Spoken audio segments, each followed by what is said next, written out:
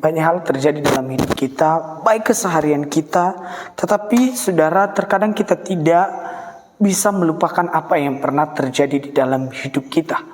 Tetapi kita sebagai orang-orang yang sudah ada di dalam Tuhan, yang sudah ada di dalam kemuliaan Tuhan, yang sudah ada di dalam kasih karunia, memang sadar tidak sadar kita itu dituntun Tuhan untuk tidak semua yang terjadi kita simpan di dalam hati kita.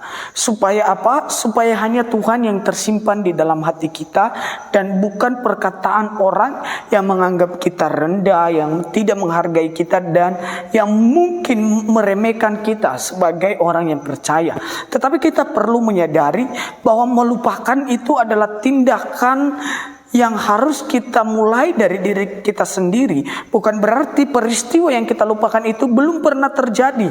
Sudah pernah terjadi, tetapi kita melupakannya dan kita mengarahkan pikiran kita kepada Kristus. Sebab Alkitab berkata dalam Filipi 4 ayat 13 berkata, "Saudara-saudara, aku sendiri tidak menganggapnya bahwa aku telah menangkapnya. Tetapi inilah yang kulakukan, aku melupakan apa yang telah di belakangku dan mengarahkan diri kepada apa yang di depanku." Nah, saudara, masa lalu saudara tidak bisa ubah. Masa-masa hidup kita yang hancur, kita tidak bisa mengubah masa lalu yang pernah terjadi dalam hidup kita. Tetapi kita bisa memperbaiki masa lalu yang sudah hancur itu ketika kita mengarahkan hidup kita ke hal-hal yang besar yang Tuhan sudah sediakan bagi kita. Mungkin kamu diputusin, dia bersyukur ketika kamu diputusin.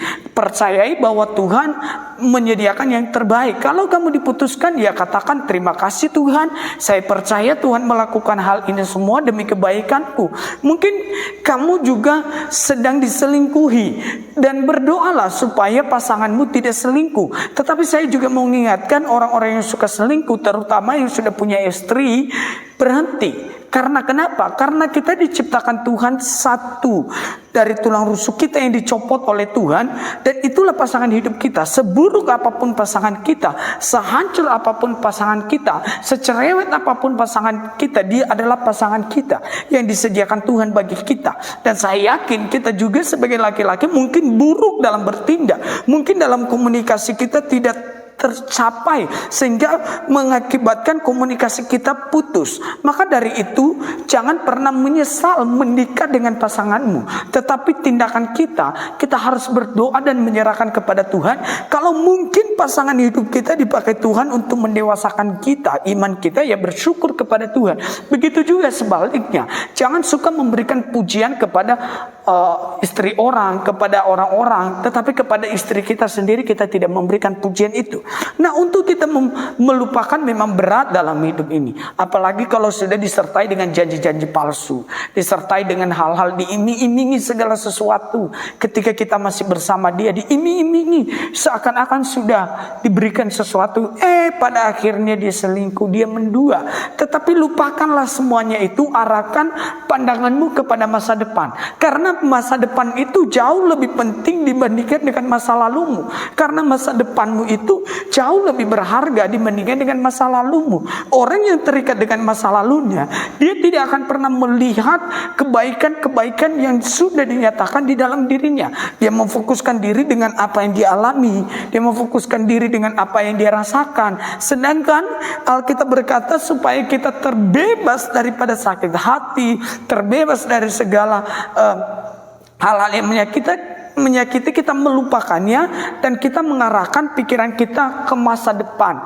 Mungkin saudara sekarang belum mengerti masa depan yang seperti apa yang saya mau, tetapi setidaknya saudara sudah berhasil melepaskan jeratmu dari iblis yang membelenggu engkau dan menuduhmu berdosa, dan diintimidasi pikiran kita sehingga kita tidak mengalami kebebasan, sehingga kita tidak mengalami sesuatu damai sejahtera dalam hidup kita, kita sehingga kita bisa bertindak yang aneh-aneh. Kita mau bunuh diri ketika kita diputusin. Keputusan bunuh diri jangan mewakili Tuhan untuk membunuhmu, karena nyawa kita ada di tangan Tuhan. Jadi sebagai anak-anak muda, ketika Anda juga memulai hubungan, mulailah dengan takut akan Tuhan. Ketika hubunganmu dibangun atas dasar takut dengan Tuhan, maka Anda tidak pernah kecewa dalam segala hal. Anda juga berperilaku seperti orang yang terkendali, karena banyak orang yang berpacaran, menemukan lawan jenisnya, perilakunya juga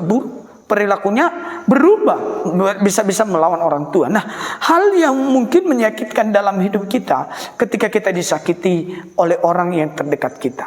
Yang menyakiti kita itu bisa datang dari orang yang dekat, yang kita percayai. Maka dari itu tindakanmu, lupakan.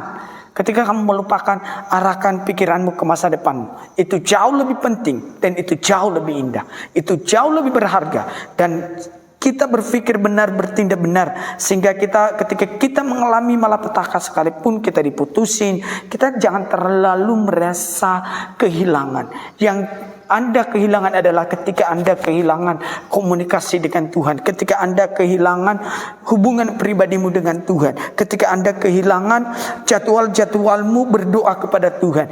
Ada orang yang dulunya sebelum dia berpacaran, sebelum dia mengenal cowok, sebelum dia mengenal cewek, dia rajin kepada Tuhan. Tetapi ketika dia sudah mulai pacaran, dia melupakan Tuhan. Itulah Tuhan ajar kita. Mungkin kita diputusin, kita sedang renggang hubungan kita. Mungkin itu cara Tuhan untuk mendewasakan hubungan kita, atau itu cara Tuhan untuk melepaskan kita dari pasangan yang tidak baik. Kiranya kita berani melupakan apa yang pernah terjadi dalam hidup kita semua. Tuhan memberkati kita semua.